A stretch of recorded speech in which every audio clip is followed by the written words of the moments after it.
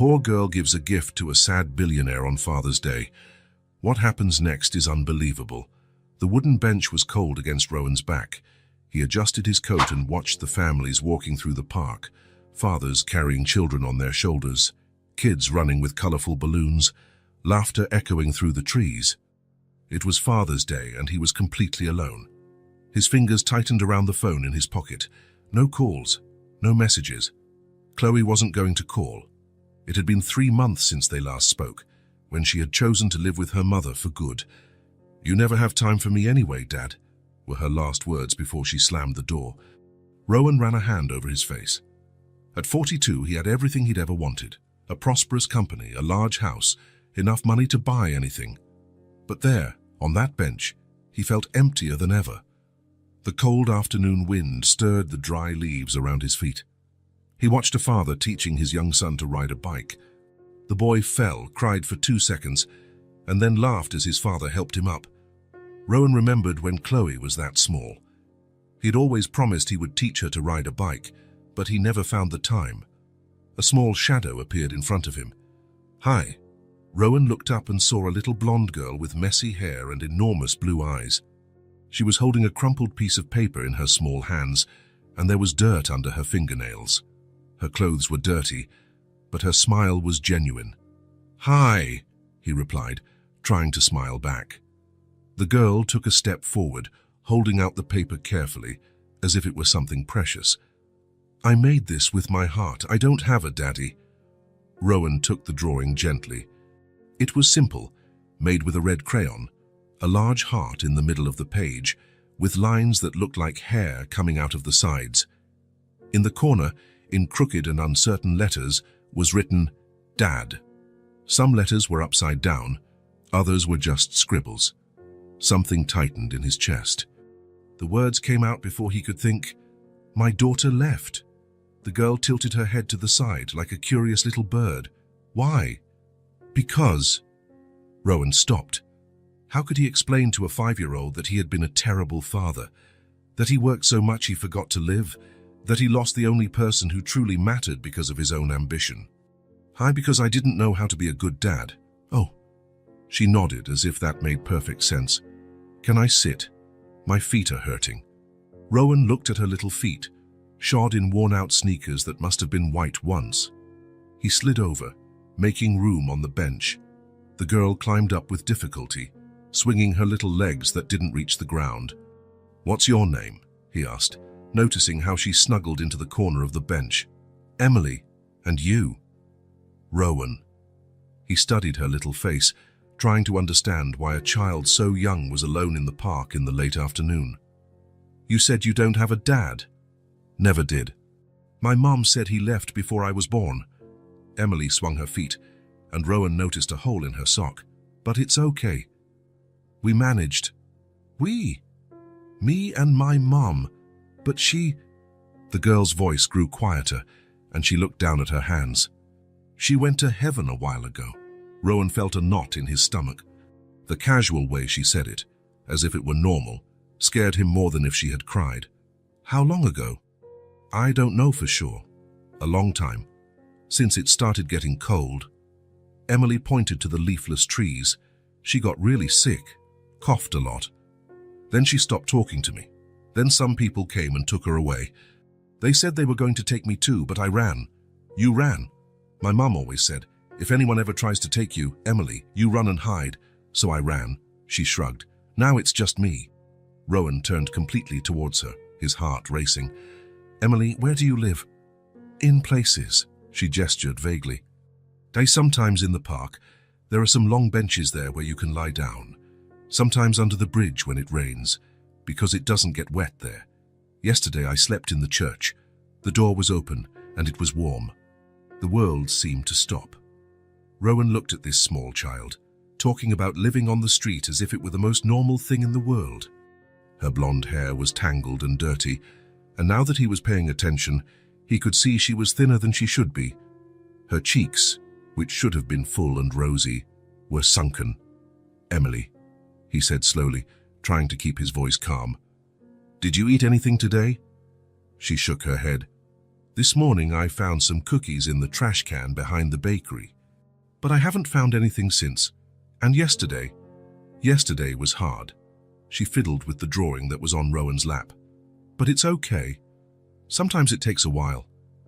I know how to wait. Rowan stood up so quickly, he almost dropped the drawing.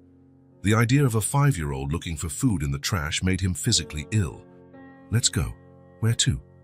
He held out his hand, and something inside him was decided in that moment. Today I'm going to be your dad, just for tonight. Want to get something to eat? Emily's blue eyes lit up, as if someone had lit 2 stars. She took his hand without hesitation, her small, cold fingers intertwining with his. Really? You'll be my dad today? I will. The word came out with more certainty than Rowan expected. Dad for a day? I've never had a dad before, she said, almost whispering, as if it were a secret. Not even for a day. They walked through the park, and Rowan noticed how Emily looked at everything with genuine curiosity. She pointed at the dogs passing by, waved to other children, stopped to smell the flowers growing in the beds. It was as if the whole world was new and wonderful to her, despite everything she had been through. Rowan, she said as they walked, what's it like to be a dad? The question caught him off guard. What do you mean? What do dads do? Besides give you food. Rowan thought of Chloe, of all the moments he had missed. They take care of you, protect you, read stories before bed, teach you things. What kind of things? How to tie your shoes, how to brush your teeth, how to be brave when you're scared.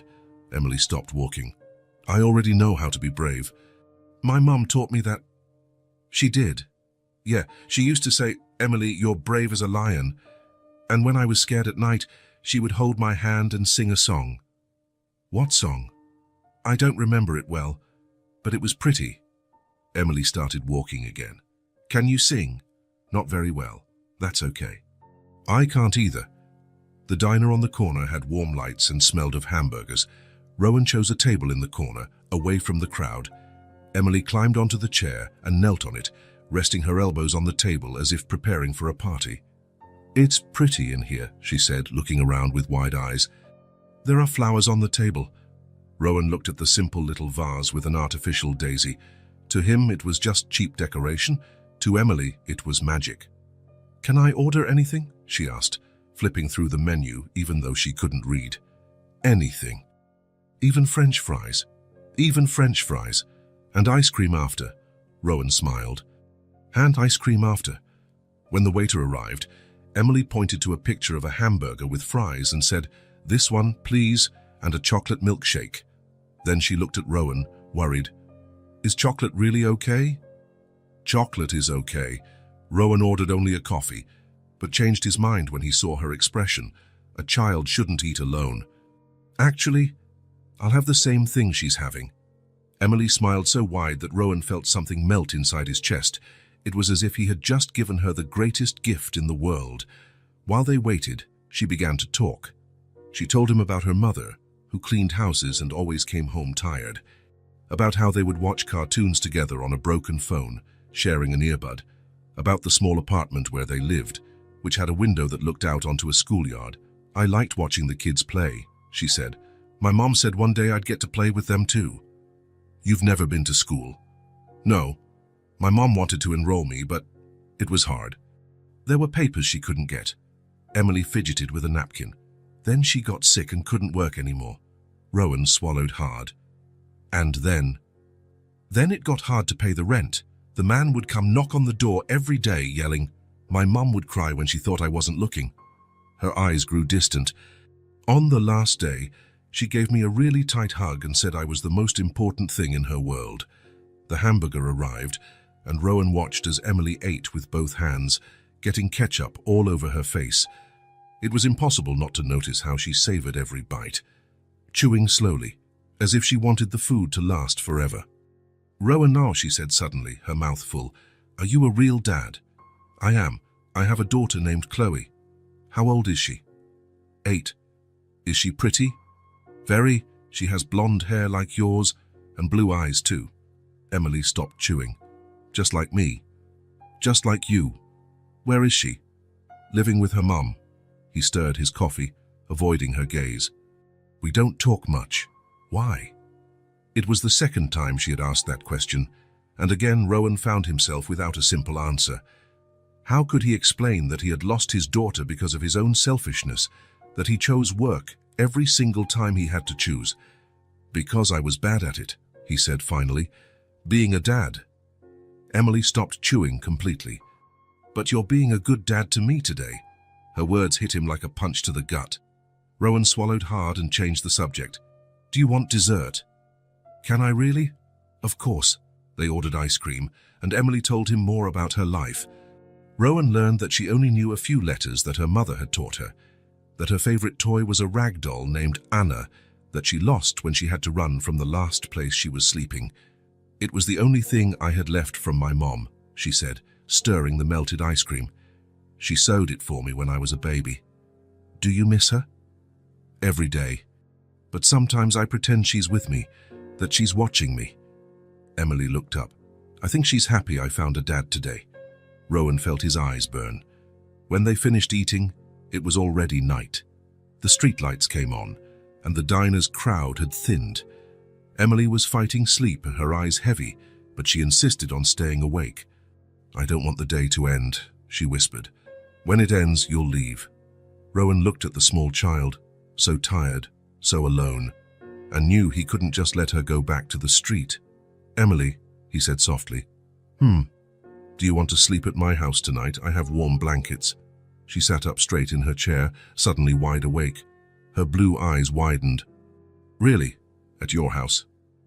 Really? With a soft pillow and everything? Then I'll go. Her smile lit up her whole face. Dad for a day. Rowan paid the bill and they left together. Emily took his hand without him asking, her small, cold fingers intertwined with his. As they walked down the dark street, Rowan wondered what he was doing. He didn't know this child, knew nothing about taking care of a 5-year-old girl by himself. But when he looked down and saw Emily walking beside him, trusting him completely, he knew he couldn't do anything else. Rowan, she said, squeezing his hand. What? Thank you for being my dad today. It was the best day of my life. He squeezed her small hand back. Thank you for letting me be. And for the first time in months, Rowan didn't feel alone. The house was shrouded in silence when Rowan opened the front door. He turned on the lights in the foyer, and Emily stood at the entrance, looking around with wide eyes. The house was too big for one person, full of expensive furniture and empty spaces that echoed his footsteps. Oh wow, she whispered, as if she were afraid to speak loudly and break something. It's so pretty. Is it all yours? It is. Rowan took off his coat and hung it in the closet, watching as Emily admired the crystal chandelier on the ceiling. Want a tour? Emily nodded, still holding his hand. They walked through the living room, where a massive television dominated an entire wall. Beige leather sofas were arranged with military precision, cushions aligned, without a single mark of use. Everything was immaculate and cold. Does anyone else live here? Emily asked, running her fingers over the gleaming coffee table. No, just me. It must be lonely, she said, walking to the large window that overlooked the garden. I've always wanted a house with a garden. The girl's simple observation caught him off guard. Rowan stopped walking and looked around his own house, trying to see it through her eyes. It was lonely. He had bought this house thinking of impressing clients, of showing success. He had never thought about making it a real home. Sometimes it is, he admitted, very lonely. Do you have any plants?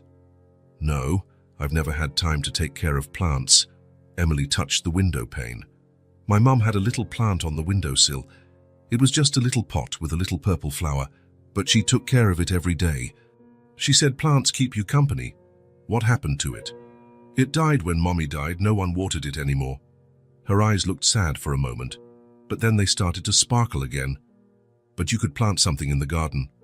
They went up the stairs, and Rowan showed her the master bathroom. You can take a bath here. There are clean towels in the cabinet. Emily entered the bathroom and stopped in the middle, spinning slowly to see everything. The marble bathtub, The shower with multiple heads, the soft towels stacked neatly. She touched the golden faucet with reverence. "Does hot water come out?" "It does. Always. Always." Her eyes filled with tears, but she blinked them away quickly. "It's been a long time since I've had a hot bath." Rowan felt his chest tighten. "How long?" Since before Mummy got sick. We didn't have hot water at our place. The shower broke and there was no money to fix it." She approached the bathtub. "And after, on the street, cold water from the park's water fountain, when there was any." "And how did you wash yourself?" "In the bus station bathroom sometimes, or when it rained, I'd stand in the rain. But the water was always cold." Emily tested the faucet and a smile spread across her face as the hot water came out. "Is this magic?" Rowan laughed, the first genuine laugh he'd had in months. "It's not magic, it's plumbing. To me, it's magic. Tonight, you can stay under the hot water for as long as you want." Her smile was like the rising sun. "Really? Even if I take a long time?" "Even if you take a long time." Rowan left her exploring the bathroom and went to the room that had once been Chloe's. The door had been closed for months. He took a deep breath before turning the doorknob. The room was exactly as Chloe had left it. The bed made with the pink and purple comforter, shelves full of books and stuffed animals organized by size, a small desk where she did her homework. Rowan had kept everything untouched, as if it were a shrine to his own guilt. He approached the dresser and hesitated before opening the first drawer. There were the clothes Chloe had left behind, items that no longer fit, or that she didn't want to take. Folded t-shirts, small socks, pajamas that once smelled of children's shampoo. In the second drawer, he found what he was looking for, a pair of flannel pajamas with a unicorn print that Chloe used to wear when she was 6. They were light pink with gold details, and had been her favorite for a long time. They should fit Emily. The two were similar in size, despite the age difference. Chloe had always been big for her age, and Emily was a bit small for 5. Rowan held the pajamas for a moment, remembering Chloe wearing them, jumping on the bed before sleep, striking princess poses in the mirror. She had loved those pajamas until they became too small. When he returned to the bathroom, Emily was sitting on the edge of the tub, testing the water temperature with her fingertips. Her eyes were closed, and she seemed at peace for the first time since they met. "The water is perfect," she said without opening her eyes. "Not too hot, not too cold." "I found some clothes for you to sleep in," Rowan said, showing her the pajamas. Emily opened her eyes and looked at the clothes, her face lit up. "Wow, they're so pretty. They have unicorns." "Whose are they?" Rowan hesitated. "They were hers. Your daughter's." "Chloe's, yes." Emily took the pajamas carefully, as if they were made of crystal. "Won't she be mad if I wear them?" "She won't." Rowan had to swallow the lump in his throat. "She's grown. They don't fit her anymore." "Did she like unicorns?" "A lot. She was obsessed with them when she was little. Said one day she was going to find a real unicorn." Emily smiled. "I like unicorns too. I think they're magic, like hot water." "Thank you," she added, hugging the pajamas to her chest. "I'll take really good care of them, I promise." Rowan left the bathroom and waited in the living room. He could hear the sound of the water running, and then a sound he hadn't heard in a long time. Someone humming softly in the bath. It was a sad and beautiful melody, probably the song her mother used to sing. He sat on the sofa and looked around the house. Everything was perfectly organized but empty. There were no photos on the coffee table, no magnets on the fridge, no signs that anyone actually lived there. It was more of a showroom than a home. 30 minutes later, Emily came down the stairs wearing Chloe's pajamas. The fabric was a little loose on her shoulders, but the length was perfect. Her blonde hair was clean and shiny, combed back and still damp, and her rosy face glowed with cleanliness. "How do I look?" she asked, doing a little twirl to show off the pajamas. "Beautiful," Rowan answered, and it was true. Clean and properly dressed, Emily looked like a normal child. A child who should be sleeping in her own bed, with her own parents, not on the cold city streets. The bath was wonderful. The water was really warm, just like you promised. And there was a soap that smells like flowers. She came closer to him, smelling her own arm. Smell how good it is, Rowan smiled. Lavender. Chloe liked that soap too. She had good taste. Emily looked around the room. Where did she sleep? I'll show you. Rowan took her back upstairs to Chloe's room.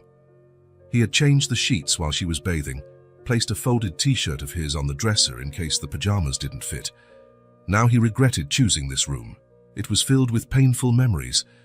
Emily entered the room and stopped in the middle, looking at everything with admiration. Wow, what a beautiful room. She must be a princess. She always said she wanted to be a princess when she grew up. And now she wants to be a veterinarian. At least, that's what she wanted the last time we talked. Emily approached the bookshelf and ran her fingers along the spines. Can she read all of these? She was a very good reader, from a young age. Did you teach her? Rowan shook his head, feeling the familiar guilt tighten his chest. No. She learned at school, someone with teachers. Emily climbed onto the bed and snuggled under the comforter. It's so soft, she said, sinking into the mattress. So different from the floor. You've been sleeping on the floor. Most of the time. Sometimes a bench, and when I find a hidden one where no one bothers me. But the floor isn't so bad when you get used to it. The trick is to find cardboard or newspaper to put underneath. She pulled the blanket up to her chin. This is like sleeping on a cloud. Rowan sat on the edge of the bed, in the same spot where he used to sit when he read stories to Chloe years ago. Do you need anything? Water? Another blanket? No. Emily watched him for a moment, studying his face with those intelligent blue eyes. Rowan. What? Where is she now? The question he had been avoiding. Rowan looked at his own hands, trying to find words a 5-year-old could understand. She chose to live with her mom. I wasn't a good father. Always busy. Meetings, flights, deadlines. She got tired of waiting, and now I miss her so much. Emily sat up in bed, the comforter falling to her waist. She crossed her little legs and leaned forward. What do you mean, busy? Rowan took a deep breath. You know when you really want someone to play with you, but that person always says later and after a bit, I can't right now. I know. My mum did that sometimes when she was really tired from work. It was like that with me, but worse. Chloe wanted me to watch cartoons with her, to teach her to ride a bike, to take her to the park. But I was always working. There was always a meeting, a client, a project I thought was more important. He ran a hand through his hair. Or so I thought. And she got sad. Very sad. She tried to tell me about school, about her friends, about her dreams. She would come running to show me drawings she made, good grades she got, teeth that fell out. But I was always on the phone, or on the computer, or packing a suitcase to travel. His voice grew lower. Until one day, she stopped trying. Emily tilted her head, her still damp hair falling over one shoulder. What do you mean? Stopped. She stopped seeking me out, stopped telling me things. When I got home, if I even came home, she was already asleep. When I woke up, she had already left for school with her mum. Rowan felt his eyes burn, and I thought everything was fine because I was managing to make more money, move up in the company, impress my bosses. But it wasn't fine. No, nothing was fine. Her mother noticed first. She said Chloe cried every night, asking why her daddy didn't like her, why he never had time. He closed his eyes, remembering that terrible conversation. When I finally realized what was happening, it was already too late. Emily was quiet for a moment, processing the story. She wiggled her feet under the blanket, thoughtful. What happened next? They moved out. Chloe's mom said she needed a more stable environment, someone who was actually present. Rowan swallowed hard. And she was right. I was a ghost in my own daughter's life. Did you try to talk to her? To explain? I tried. But Chloe looked at me like I was a stranger. And I was, wasn't I? I was a stranger to my own daughter. He looked around the room full of memories. I keep her room the same, hoping one day she'll come back. But I know she won't. Why are you so sure? Because I broke her trust. Because when she needed me most, I chose other things. Because she learned to live without me and discovered she lived better. Emily got up on the bed and moved closer to him, kneeling right beside him. Her blue eyes were serious, older than they should be. "Rowan, what? Do you want me to stay with you tonight?" The simple question disarmed him completely. There was no pity in her voice, no attempt at forced consolation. It was genuine, pure, from the heart. "I'd like that very much," he answered, his voice hoarse. "Then I'll stay." She lay down again, pulling the blanket up to her chin. "We can be a family today. Would you do that?" "Of course. Everyone deserves a family, even if it's just for a day." "Good night, Rowan." "Good night, Emily." Rowan turned off the light and left the room, leaving the door ajar. He stood in the hallway for a few minutes, listening to her breathing calm until it became the deep rhythm of a child's sleep. He went down to the living room and sat on the sofa, but sleep wouldn't come. He kept thinking about the conversation they had, about how Emily had listened to his story without judgment, without trying to fix anything, without offering empty advice. She just listened and offered company. At 3 in the morning, he finally fell asleep on the sofa, still dressed, dreaming of a little Chloe running through the garden. He was awakened by a gentle touch on his shoulder. He opened his eyes and saw Emily standing beside the sofa, already dressed in the clothes from the day before. The morning sun streamed through the large windows, creating golden stripes on the living room floor. "Good morning," she said softly, as if not wanting to startle him. "Are you okay?" Rowan sat up, feeling the soreness in his neck from sleeping in a strange position. "Good morning. Why aren't you sleeping? It's still early." "I slept a lot. I slept like a princess in the soft bed." She looked at him with concern. "But you seemed sad down here. You were making noise in your sleep." "Noise? Like moaning. Bad dream." Rowan ran a hand over his face. "I think so." Emily went to the armchair and picked up a blanket that was folded there, the same one Chloe used when she watched TV. "Can I?" "Can you what?" Without waiting for an answer, she came back over to him and spread the blanket over Rowan's legs, carefully smoothing the folds. Then she sat next to him on the sofa, very close, resting her small arm against his. "Do you want me to stay here just for a little bit?" Rowan looked at her, surprised by the gesture. "You don't have to take care of me, Emily. I should be taking care of you." "I know, but I want to stay." She settled in better beside him, pulling part of the blanket over herself. "And when Mommy was sad, and she was sad a lot, I would do this. I'd stay close to her until she felt better." "And did it work?" "It always worked. Sometimes she would cry, sometimes she would be quiet, but in the end, she always managed to smile." Emily rested her head on his arm. "Mommy said that sometimes we just need to know we're not alone." Rowan felt a strange, warm feeling spreading through his chest. It was different from anything he had ever felt. It wasn't pity or charity or obligation. It was pure care, without expecting anything in return. Emily wasn't trying to fix anything, wasn't offering advice or miraculous solutions. She was just there, present, sharing the moment. "Emily?" "Thank you." "For what?" "For staying." She snuggled closer to him. "It's what families do, right? They stick together when someone is sad." Rowan closed his eyes, feeling her small warm weight beside him. For the first time in years, he didn't feel alone. He didn't feel like a complete failure. Maybe there was still hope for him. Maybe he could still learn to be the father Chloe deserved, and maybe, just maybe, he could give Emily what she never had. A real family. They sat there in silence, sharing the blanket and the company, as the morning sun warmed the room and made the house a little less empty. It was on the third day that Rowan noticed the change. He was in his office, trying to concentrate on the financial reports he had brought home, when he heard a sound he hadn't heard in years. Someone humming around the house. It was a soft, almost whispered melody coming from the living room. Rowan got up from his chair and peeked through the door. Emily was sitting on the living room floor, surrounded by the cushions she had taken from the sofa. She was playing with a pen and some papers she had found, drawing and singing a made-up song. "The little house has a window. The window has a curtain. The curtain has a flower.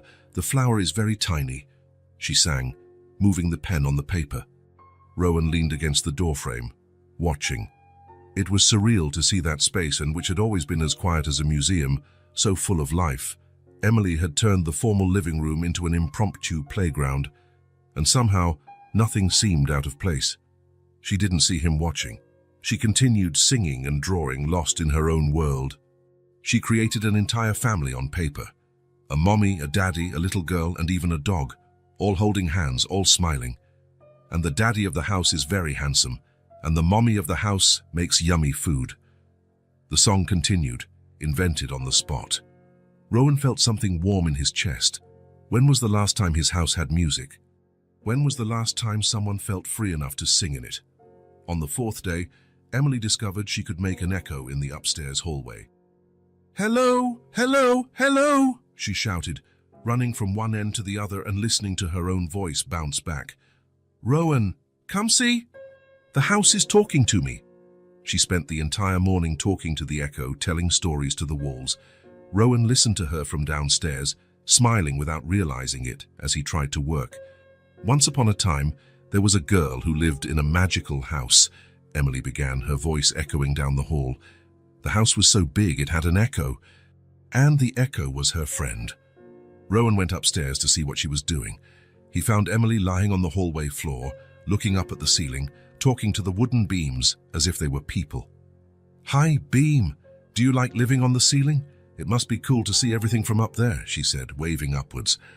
"Who are you talking to?" Rowan asked, sitting on the floor beside her. "To the beams. They're very old. They must have lots of stories to tell." Emily pointed to the ceiling. "That one in the middle looks like a grandma, and that one at the end looks like a grumpy grandpa." Rowan looked up, trying to see what she saw. To him, they were just pieces of wood. To Emily, they were characters with their own personalities. "What about this one?" he asked, pointing to a smaller beam. "That's the Grandma Beam's daughter. She's shy. That's why she's thinner." Emily smiled. "Do you want to lie here with me and listen to their stories?" Rowan lay down on the cold hallway floor next to Emily.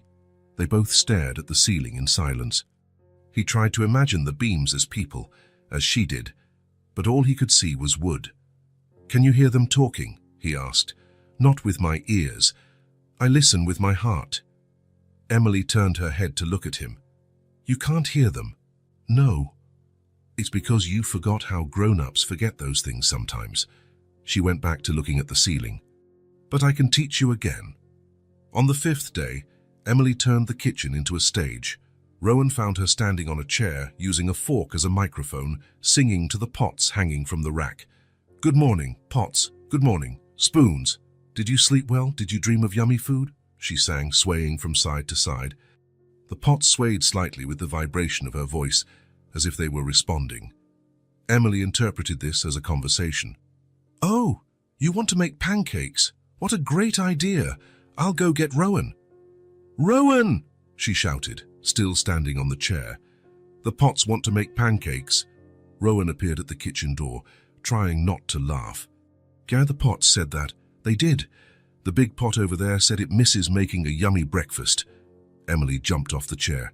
"Can we make them?" Rowan looked at the pot, then at Emily. "I think we can grant their request." On the sixth day, Emily created a shadow puppet theater on the living room wall.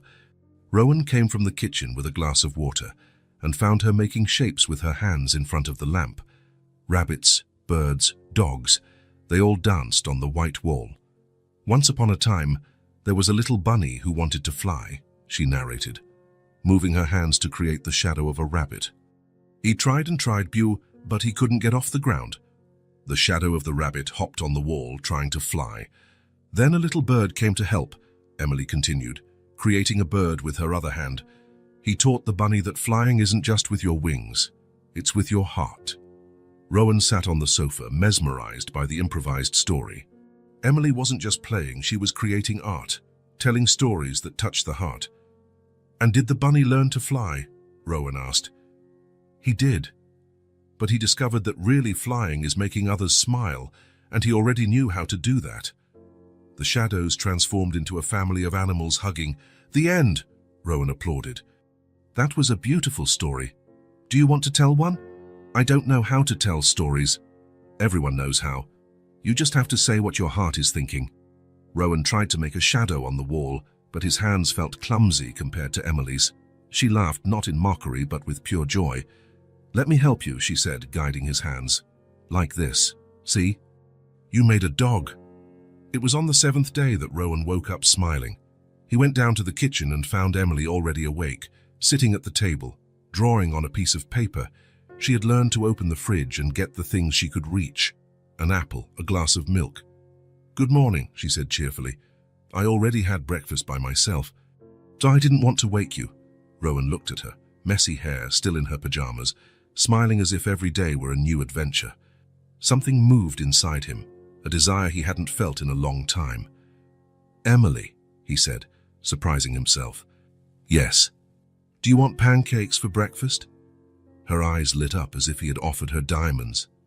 "Really? You know how to make pancakes?" Sort of. We can try together." "Yes, happy pancakes." They laughed before they even started cooking. Rowan hadn't made pancakes in years. In fact, he barely cooked at all. He always ate out or ordered in.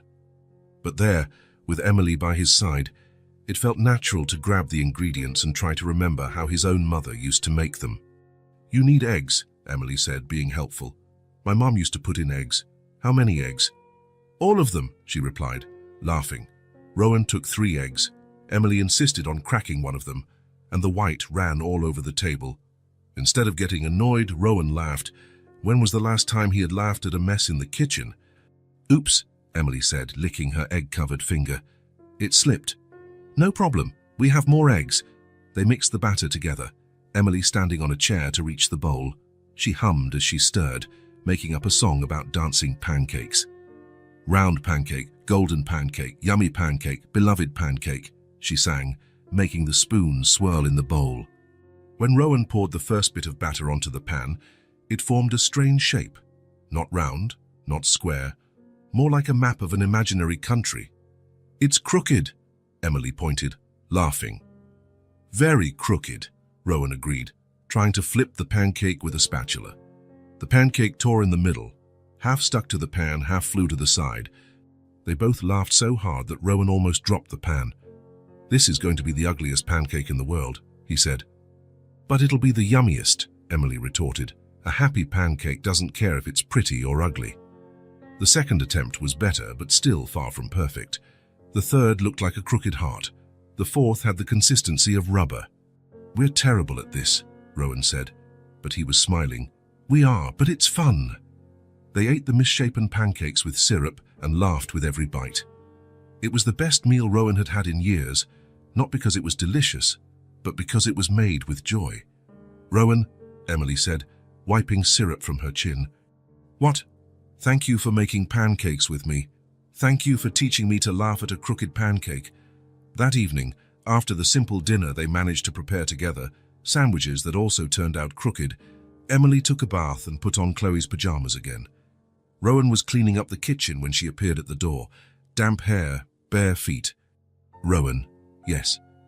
Do you know how to read stories like dads do?" The question took him by surprise. Rowan stopped putting away the dishes and looked at her. "What do you mean?" "Like, before bed, with different voices for each character. My mum always said she would read to me when she got better, but..." Emily shuffled her feet. "Tell, she never got better." Rowan felt his chest tighten. "I can try." "Really? Really? Let's see what we have in the library." They went up to the office, where Rowan had a shelf full of books he never opened. Most were about business and economics, but in the back, dusty, were some old books from his own childhood. "This one," Rowan said, picking up a fairy tale book with a colorful cover. "My mother used to read this to me." They went to Chloe's room, where Emily had already gotten used to sleeping. Rowan sat on the edge of the bed, the book in his lap, not quite sure how to begin. "How does this work?" he asked. "You open the book and read. But you have to make funny voices." Emily settled under the covers, her eyes shining with anticipation. Rowan opened the book to the first page. "Once upon a time..." "No, no," Emily interrupted him. "You have to do it with a storyteller voice, like this. Once upon a team..." Rowan laughed. "Once upon a team..." he repeated, mimicking her tone. That's it. Now we're talking. Rowan began to read the story of Little Red Riding Hood. At first, his voice was monotonous, but slowly, encouraged by Emily's giggles, he started to create different voices for each character. A sweet voice for Little Red, a deep one for the wolf, a trembling one for the grandmother. Emily listened, enchanted, her eyes glued to his face as if she were watching the best show in the world. And then the huntsman heard the screams. Rowan used a heroic voice for the huntsman. "Wow, you're good at this," Emily whispered, as if not wanting to break the spell. When Rowan closed the book, Emily was silent for a few seconds, processing the story. "So that's the first time anyone has read to me," she said softly. "Did you like it?" "It was the most beautiful thing that's ever happened to me." She snuggled deeper into her pillow. "Can you read another one tomorrow?" "I can read as many as you want. Promise." "Promise." Emily smiled, her eyes already heavy with sleep. "Rowan? What? You're turning into a real dad." Rowan felt something shift inside his chest. He tucked the blanket around her and kissed her forehead, a gesture that came naturally, without thinking. "Good night, Emily." "Good night, Daddy." The word hung in the air even after Rowan turned off the light and left the room. Daddy. She had called him Daddy. He went down to the living room and sat on the sofa where, a week ago, he had felt lost and alone. Now the house was full of life. There were drawings taped to the fridge, cushions out of place, pots that had been used to make real food. There was music in the walls, stories in the air, laughter echoing through the hallways. There was a family. Rowan stood up and went to the window, looking out at the garden where Emily had said she'd like to have plants. Tomorrow, he thought, tomorrow they could plant something together. Maybe purple flowers, like the one Emily's mom had. The bond between them was quietly strengthening, built not on grand gestures, but on small moments. Crooked pancakes, poorly told stories, made-up songs, of love that grew not in a hurry, but with certainty. It was during breakfast on the 10th day that Rowan made the discovery that changed everything. Emily was sitting at the table, trying to draw letters on a napkin with a pencil she had found. Her attempts were adorable, but clearly inexperienced.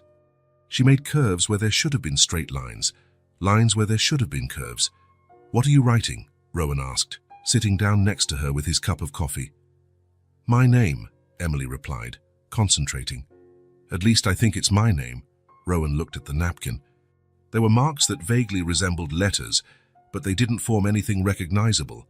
It wasn't her fault. It was clear she had never been properly taught. "Emily," he said carefully, "do you know how to write your name?" She stopped drawing and looked up at him. "Sort of. My mom showed me a few times, yes, but it was hard. She would come home so tired from work." "And at school? Didn't anyone teach you at school?" Emily shook her head, going back to fiddling with the pencil. "I've never been to school." Rowan felt as if he'd been punched. "Never. Never. My mom couldn't get me in after I was alone." "But you're 5 years old. You should have been in school for at least a year." "My mom always said she would enroll me when things got better, but they never got better." Emily shrugged, as if it were a normal thing. "She taught me a few letters, but not many." Rowan shot up from his chair so fast he nearly spilled his coffee. A 5-year-old child who had never set foot in a school, who couldn't write her own name, who didn't know the full alphabet. "Emily," he said, trying to stay calm, "would you like to learn?" Her eyes lit up. "Learn what?" "To write, to read, all the things they teach in school." "Do you know how to teach?" Rowan paused to think. He had helped Chloe with homework a few times, in the rare moments he was home. But teaching from scratch was different. "I can try," he said, "if you want to." "I do." Emily clapped her hands. "I really do." Rowan went to his office and came back with a new notebook, still in its packaging, and a pencil case full of colorful pencils and pens. He had bought these supplies years ago for Chloe, but she never used them. She preferred her own school supplies. "Is this all mine?" Emily asked, touching the notebook as if it were a treasure. "All yours." They sat at the kitchen table, the notebook between them. Rowan opened it to the first page and wrote Emily in large, clear letters. "This is your name," he said. Emily studied the letters carefully. "It's different than I imagined." How did you imagine it? More round, like a little ball. She traced her finger over the letters. Can you teach me how to make it like that? Rowan took her small hand and guided the pencil. The first letter is E. Let's do it together. They drew the letter E slowly, Rowan holding Emily's hand. It was a strange and good feeling at the same time. He had never taught Chloe how to write her first letters. When she was this little, he was always working. Now on your own, Rowan said. Emily tried to make an E by herself. It was a bit crooked, but it was clearly an E. Very good, Rowan smiled. Alright, now let's move on to M. The I is easy, Emily said, making a straight line with a dot on top. It's just a little stick. Exactly, you're smart.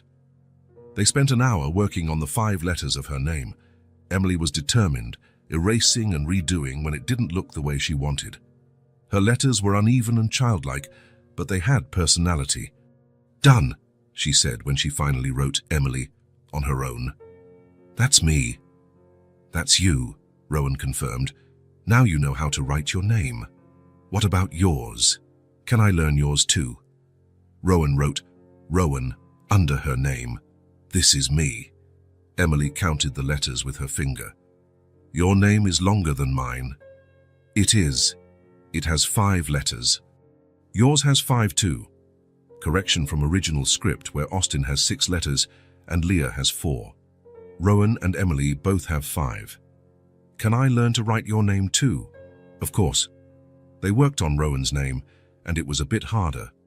There were letters Emily didn't know, like the W and the N. Rowan had to teach them from scratch. Why does this letter make that sound? She asked about the W. Every letter has its sound, Rowan explained. Want to learn the sounds? I do. Rowan went back to basics, something she should have been taught years ago. The vowels. A, E, I, O, U. A is for apple, he said, drawing a large A. A is for apple, Emily repeated. Versikisama. E is for elephant. E, I is for igloo. E, O is for octopus. O, U is for umbrella. Ooh. Emily repeated each sound with enthusiasm, exaggerating the pronunciation. Soon she was combining the vowels, making nonsense sounds that made her laugh. Eeyoo, she shouted. I sound like a ghost. Rowan laughed. You do. Now you do it. Eeyoo. Rowan made a ghost voice, and Emily burst out laughing. They spent the rest of the morning with the vowels. Rowan created simple games, finding things in the house that started with each vowel, making animal sounds using only vowels, drawing the letters in the air. And you learn fast, Rowan said when Emily managed to write all 5 vowels by herself. It's because you teach with patience, she replied, concentrating on making a perfect A. The observation caught him off guard. Patience. When was the last time someone said he had patience? Chloe always complained that he was rushed, that he wanted her to learn things too quickly. You really think so? He asked. I do. You don't get mad when I make a mistake, and you explain as many times as I need. Emily looked at him. My mum was like that too. Patient. Rowan felt something tighten in his chest. Tell me about her. She was pretty. She had hair like mine, but longer. And she always smelled like soap, even when she was tired. Emily went back to drawing. She worked a lot, cleaned houses for rich people. Where did you live? In a tiny little apartment. It only had 1 bed, so we slept together, and a little window that looked out onto the schoolyard. Emily smiled. I liked watching the kids play. Did you want to play with them? I did, but my mum said one day I'd get to go to school too, when we had money. Her voice grew lower. But we never did. Rowan clenched his fist under the table. A child shouldn't have to wait to have money to go to school. A child shouldn't grow up watching other kids play through a window, unable to join in. And after she got sick, he asked carefully. Then it got harder. She couldn't work anymore, so there was no money for anything, not even for food sometimes. Emily stopped drawing. In the end, we got evicted. We were on the street for a few days before she went to heaven. Rowan had to control himself to not show the anger he felt, not anger at Emily or her mother, but at the system, at society, at himself, for living in a bubble while children were starving on the street. That must have been very hard, he said. It was, but my mom always said we were a family, even without a house. Even without a dad, Emily smiled again. She would hug me every night and say she loved me more than all the stars in the sky. She sounds like she was a wonderful mother. She was the best mom in the world. They continued the lesson, but Rowan was distracted, thinking about the life Emily had led, a life of hardship that no child should ever know. After lunch, they decided to go out into the yard. Rowan had bought flower seeds the day before, as he had promised himself. It was time to plant something together. Rowan's yard was large and well maintained by a gardener who came once a week. But it was sterile, just grass and trimmed bushes. There was no life, no color. "Where are we going to plant?" Emily asked, carrying the packet of seeds. "Wherever you want." She chose a little corner near the kitchen window where the sun hit in the morning. "Here, so we can see the flowers growing while we have breakfast." They dug small holes in the dirt with their hands. Emily insisted on doing everything herself, getting her hands covered in dirt and smiling when she found worms. "Hi, little worm," she said to one she found. "Sorry to bother your house." Rowan watched, fascinated by her natural ability to talk to everything, plants, animals, objects. To Emily, the entire world was alive. "Rowan saw," she said suddenly, still digging in the dirt. "What?" "We were poor. We slept on the floor, but my mom hugged me tight. I never knew my dad."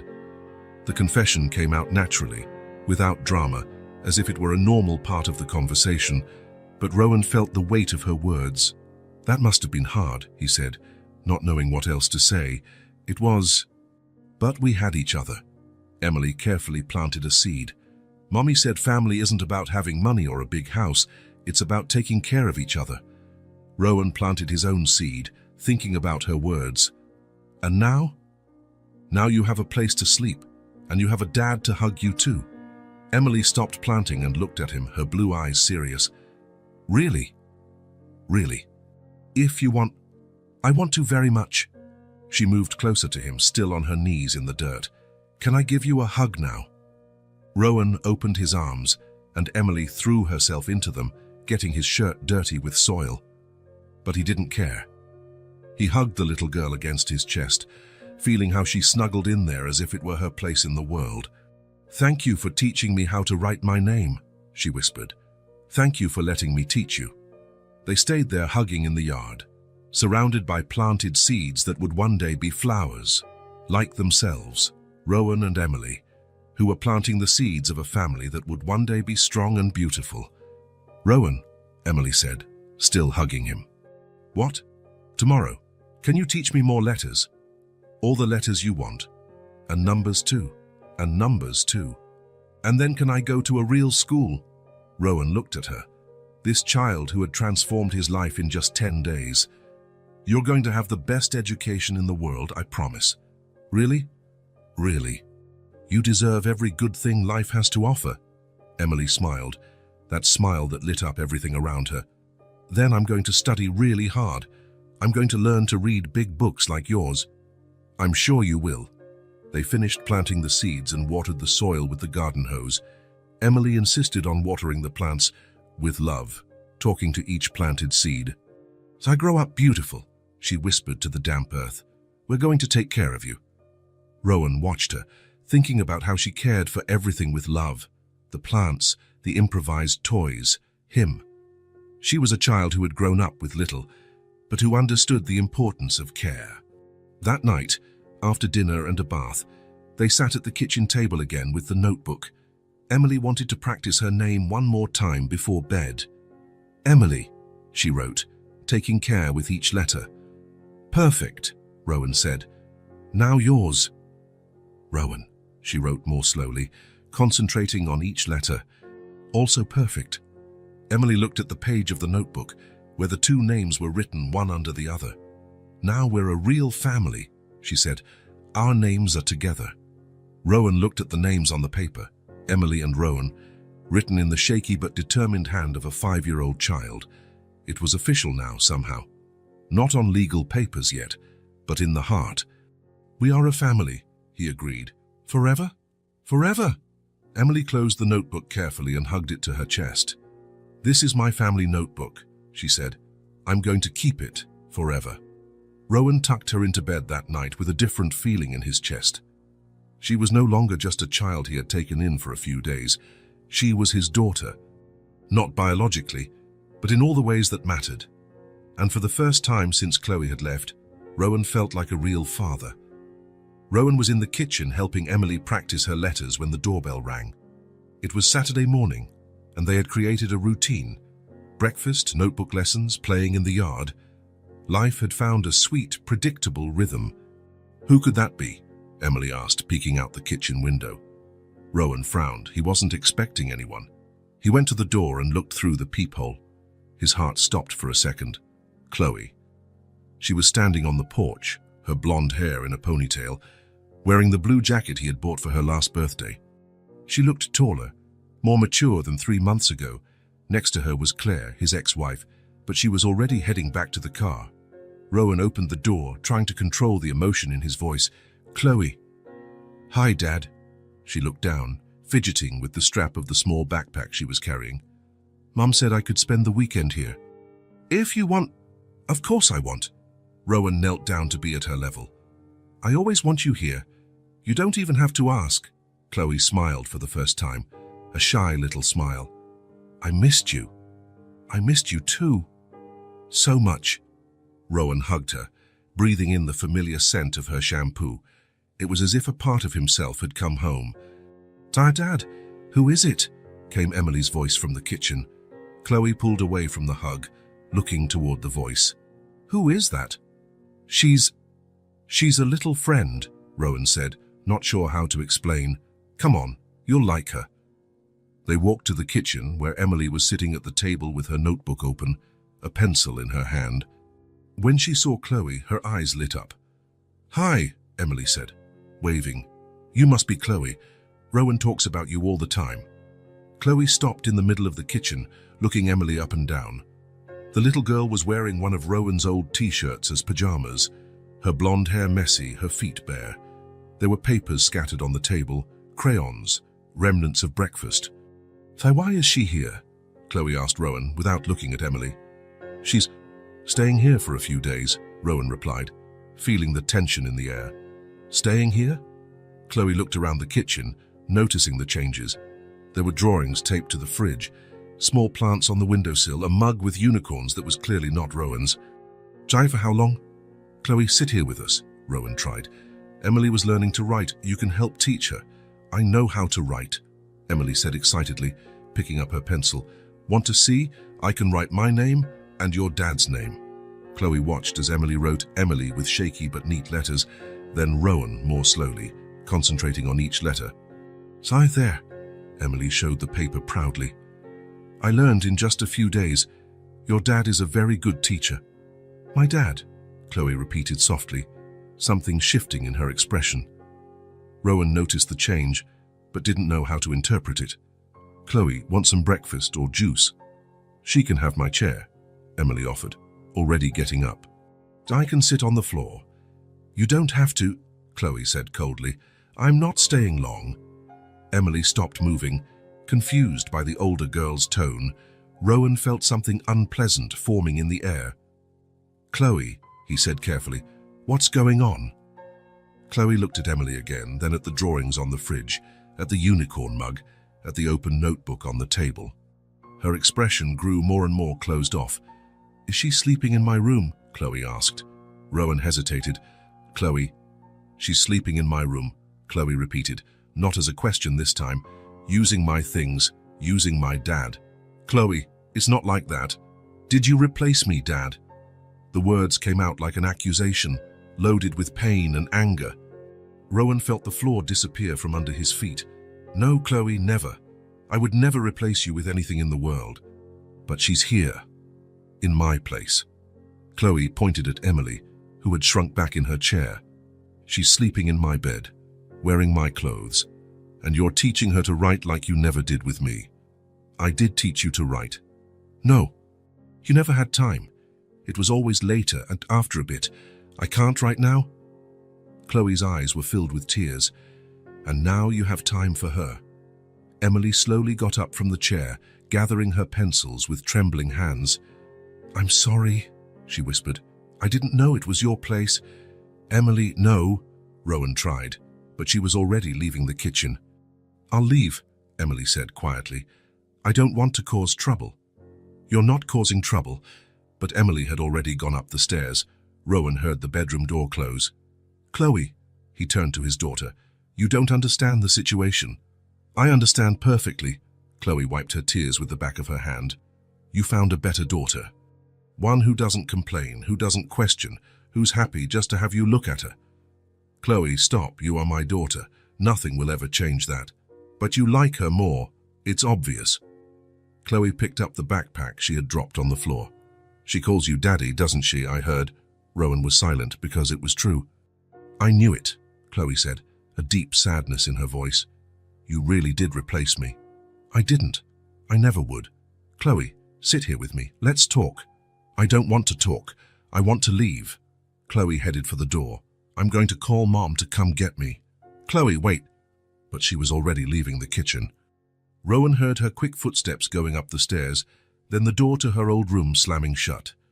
Rowan was left alone in the kitchen, looking at the open notebook on the table, the drawings on the fridge, the organized mess that his life had become. Everything that seemed so right 5 minutes ago now seemed completely wrong. He went up the stairs and knocked on Chloe's door. "Chloe, can I come in?" "No, please, we need to talk. I've said everything I have to say." Rowan sighed and went to the room where Emily was. He knocked lightly on the door. "Emily?" Silence. "Emily, can I come in?"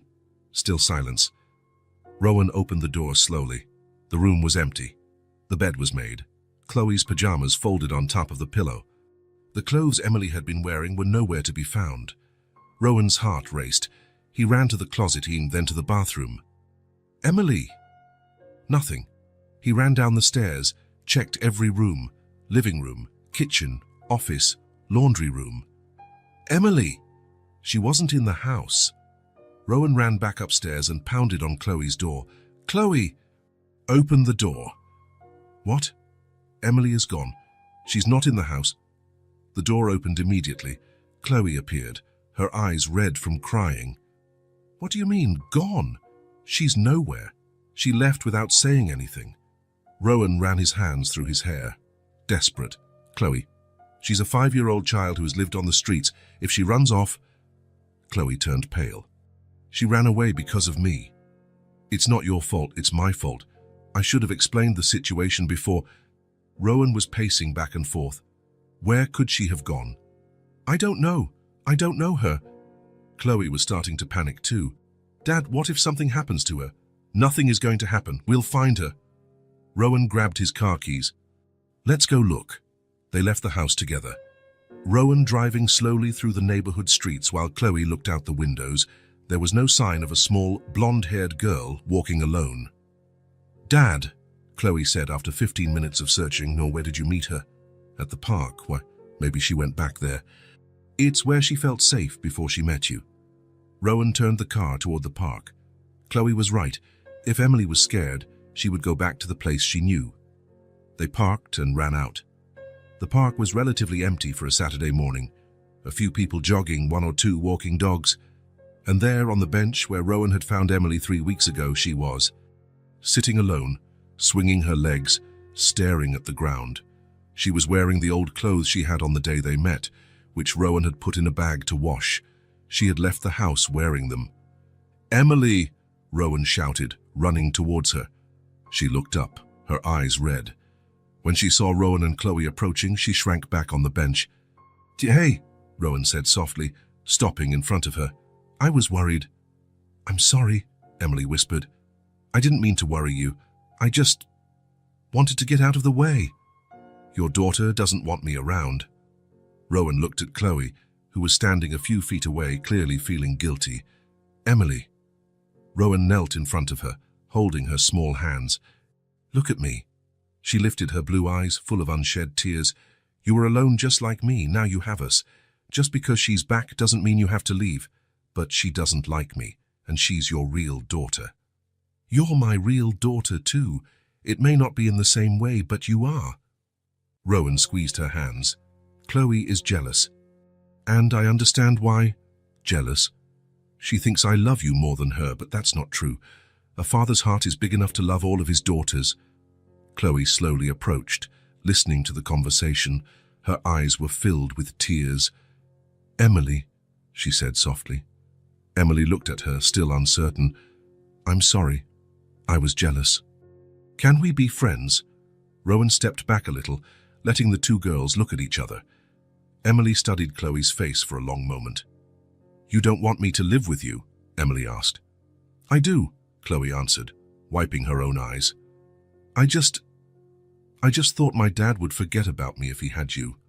He talks about you all the time, Emily said. He loves you so much. He gets sad when you don't call. Is that true? It is. He has a picture of you on his desk in the office, and he keeps your room just like you left it. Chloe looked at Rowan, surprised. You keep my room the same? I do. I was waiting for you to come back. Chloe started to cry again, but this time it wasn't out of anger. I missed you so much, Dad. I missed you too, every single day. Emily got up from the bench and approached Chloe. Don't cry. Your dad really, really loves you. Chloe looked at Emily, this little girl who was trying to comfort her even after being rejected minutes before. You're very kind, Chloe said. I'm sorry for being mean to you. It's okay. I understand. Emily held out her small hand. Do you want to be my sister? Chloe looked at the outstretched hand, then at Emily's hopeful face, then at Rowan, who was watching them both with his heart in his throat. I do, Chloe said, taking Emily's hand. They hugged right there in the middle of the park, two blonde girls of different ages who had just discovered they could share a father without losing anything. Rowan came closer and hugged them both at the same time, one on each side. My two daughters, he whispered. Forever? Emily asked. Forever, Chloe answered before Rowan could even speak. Shall we go home? Rowan suggested. Let's go, they both said together, and they walked back to the car, Rowan in the middle, each girl holding one of his hands. Actually, it wasn't really Rowan in the middle, it was the three of them together, a family that had been formed in a non-traditional way but was real and strong. Emily, Chloe said as they walked. What? Can you teach me how to make those drawings you taped to the fridge? They're really pretty. I can? And can you teach me how to read? Your dad says you read really well. I can. I have lots of books you'll like. Rowan smiled, listening to the two of them plan activities together. Chloe's jealousy had given way to curiosity, and Emily's shyness was turning into enthusiasm. When they got home, they ran to the room that would now be theirs, for Chloe to show her books to Emily.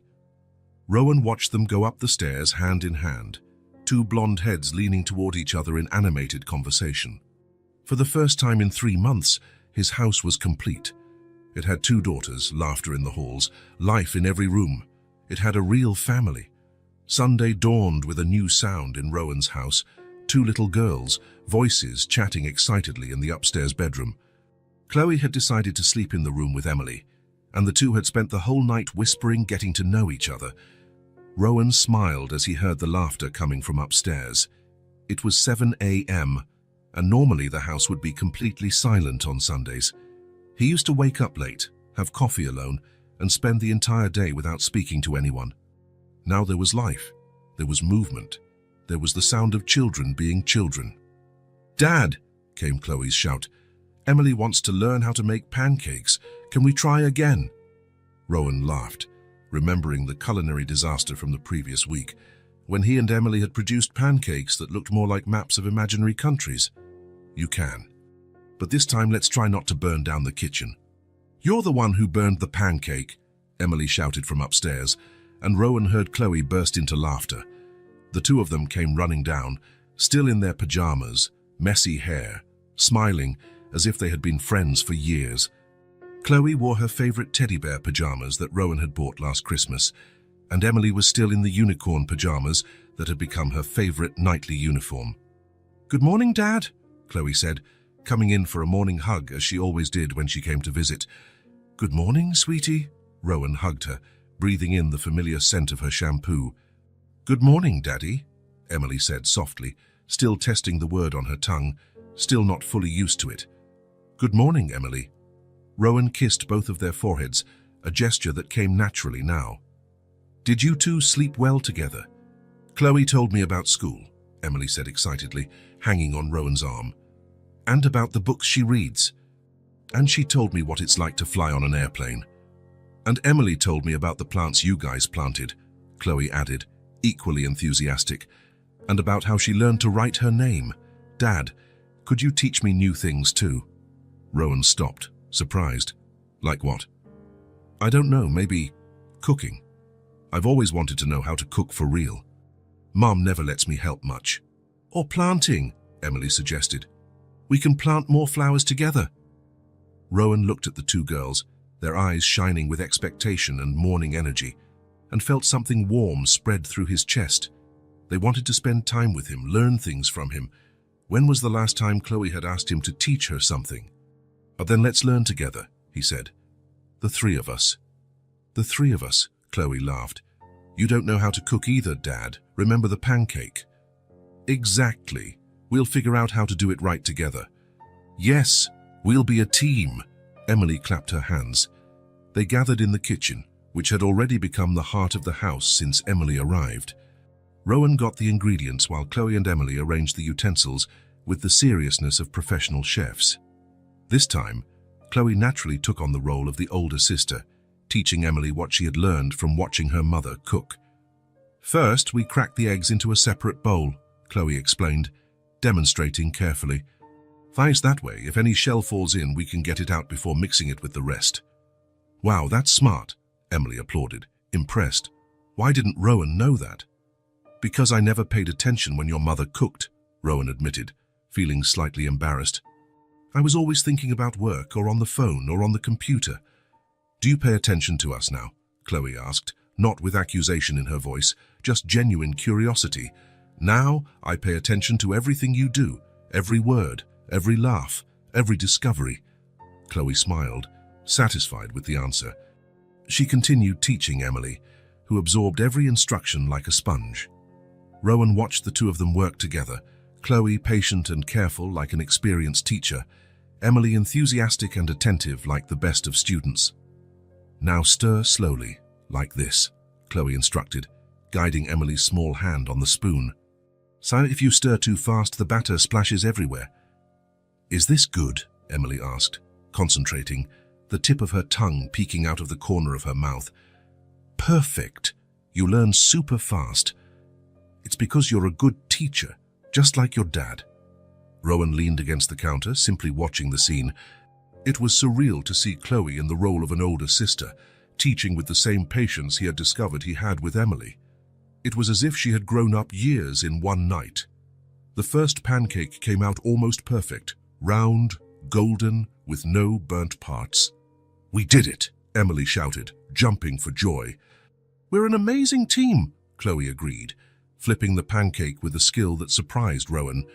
They made a respectable pile of pancakes that actually looked edible. They sat at the kitchen table, the three of them together for the first time for a Sunday breakfast, passing syrup and jam, sharing stories and laughter. "At school we have PE. On Tuesdays," Chloe recounted excitedly, "and the teacher said I'm really good at running. Maybe I can teach you how to run too, Emily."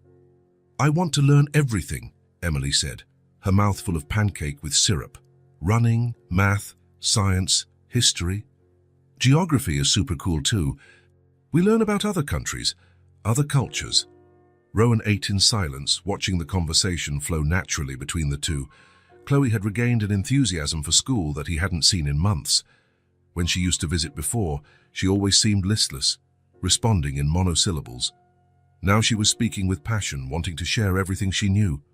And Emily drank in every word, asking intelligent questions, connecting new information with things she already knew. Rowan realized she would be an excellent student when she finally started school. After breakfast, they decided to draw together. Chloe brought her art supplies from her room, imported colored pencils Rowan had bought that had sat unused for months, special paper, markers with different tip sizes. "Let's make a drawing for Dad," Chloe suggested, spreading the supplies on the living room floor. Good idea. What should we draw? Our family. But it has to be a very special drawing. Like a portrait? Yes, an official portrait of the Mitchell family. They spread out on the living room floor, papers all around, each creating her own project. Rowan tried to continue reading the Sunday paper, but he couldn't concentrate. He kept watching the two of them work, whispering to each other about colors and proportions, laughing when a line came out crooked. "Dad, how do you want to be drawn?" Chloe asked, looking up from her paper. "Tall or short?" "Tall," Emily answered before he could speak. "He's really tall, and he has to be smiling." "Why smiling?" "Because he's always smiling now. Ever since we became a family." Rowan stopped pretending to read the paper and looked directly at them. "Am I always smiling?" "Yes, you are," they both replied in unison, as if it were obvious. "A lot more than before," Chloe added, returning to her drawing. "When I used to come here before, you always seemed worried or tired or sad. Now you seem truly happy." "I am happy," Rowan admitted, setting the paper aside completely. "Happier than I've ever been in my life." "We're happy too," Emily said, without looking up from her paper. "Happy to have a family." They continued drawing for over an hour, and Rowan finally gave up any pretense of reading. He just watched as Chloe taught Emily drawing techniques she had learned at school, how to use shading to create depth, how to draw hair that looked like it had movement.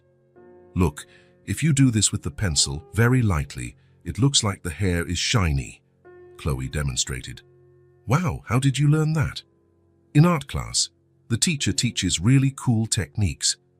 When you go to school, you'll learn too."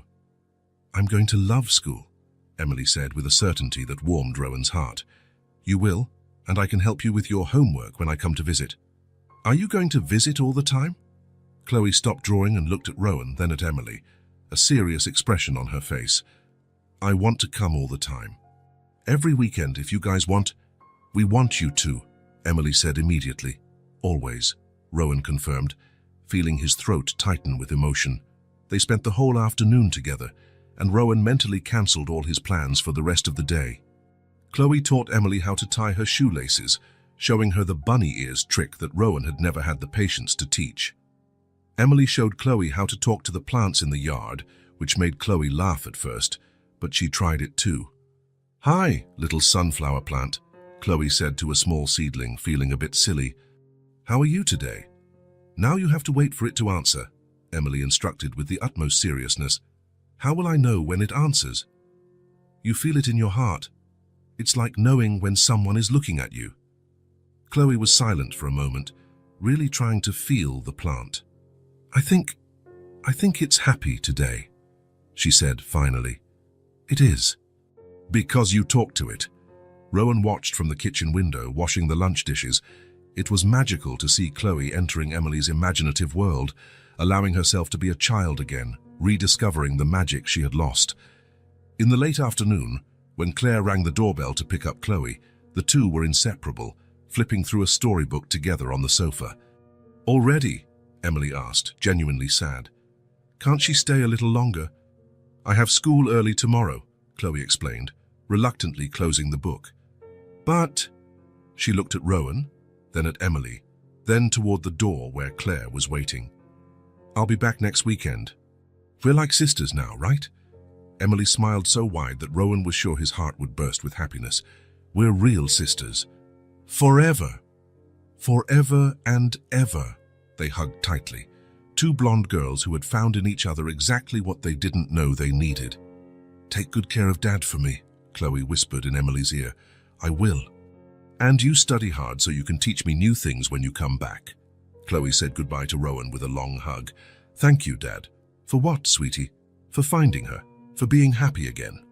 Chloe looked at Emily, who was waving from the porch. "And for giving me the coolest sister in the world." Rowan felt his eyes burn. "Thank you for accepting her. For accepting our new family. It was impossible not to. She loves you as much as I do." After Chloe left, Rowan and Emily stood on the porch waving until the car completely disappeared. Emily was sad, but not devastated. There was a new security about her. The absolute certainty that Chloe would be back. "Daddy," she said as they went inside. "So what? Are we a family of 3 forever now?" "We are." Rowan stopped walking and knelt in front of her in the middle of the living room. "Emily, there's something very important I need to tell you." She tilted her head, curious and slightly worried. "Remember when I told you about adoption? About how a person can become a child's father or mother, even if they aren't the biological parent?" "I remember. I spoke with some lawyers this week. If you want, we can make our family official on paper too. I can legally adopt you." Emily's eyes widened. "What do you mean, official?" "It means that legally, officially, you would be my daughter, forever. No one could ever take you away from me, and I could never abandon you. And I would have your last name. Would I be Emily Mitchell?" "You would. And a new birth certificate with your name on it?" "Yes. And you would be my dad on the government papers too." "I would be your dad everywhere, in every possible way." Emily was silent for a moment, processing the information seriously. "You really want to adopt me? More than anything in the world?" "Then yes, I really want to be your official daughter." 3 weeks later, Rowan was in a downtown courthouse, wearing his best navy blue suit, with Emily beside him in a new pink dress that Chloe had picked out for her during a video call. The process had been surprisingly fast. Emily had no known relatives, and Rowan had hired the best lawyers in the city. When the judge slammed the wooden gavel and solemnly declared the adoption official, Emily turned to Rowan with tears in her blue eyes. "Are you my real dad now?" "I am. Forever. And am I your real daughter?" "Forever and a day." They hugged right there in the courtroom, under the emotional eyes of the judge, the lawyers, and the social worker who had approved the adoption. It was official now. Stamped, signed. Emily was officially Emily Mitchell. Rowan was her legal official father, forever and ever. That night, after a celebratory dinner at Emily's favorite restaurant, she wanted to make a special drawing to mark the day. She sat at the kitchen table with her colored pencils, her tongue sticking out in total concentration. Rowan tried not to look while she worked, but it was impossible not to peek. She was drawing 3 figures holding hands, a tall man in the middle, a smaller girl on one side, and a slightly bigger girl on the other, all smiling enormous smiles, all with hair as yellow as the sun, all clearly happy and connected. Underneath the drawing, in neat letters that showed all her progress in writing, she carefully wrote, "A real family." "Done," she announced proudly, showing off the drawing as if it were a work of art. Rowan took the paper with reverence, studying every detail. It was simple, made with colored pencils and a lot of love. To him, it was the most beautiful thing he had ever seen. "Where should we hang it?" he asked. "In the living room, right in the middle of the wall, so everyone can see it when they come into our house." They went to the living room, and Rowan carefully tacked the drawing to the main wall right in the center, where anyone entering the house would see it immediately. Emily stood beside him, admiring her own work with satisfaction. "Now our house has our family on the walls too," she said. Rowan looked at the drawing, then at Emily, then around the house that had been completely transformed. There were toys organized on the bookshelf, children's books scattered about, plants growing on the windowsills, drawings on the fridge, constant music in the air. There was life pulsing in every room. There was family in every corner. There was everything he didn't know he was missing. "Daddy," Emily said, taking his hand. "What, sweetie? Thank you for adopting me and giving me a family. Thank you for letting me be your dad." They stood there looking at the drawing on the wall, and Rowan knew he would look at that drawing every day for the rest of his life. It was the visual proof that his life had changed forever, that he had found what truly mattered. Now the house had sound, had routine, had presence. Now he was a father completely,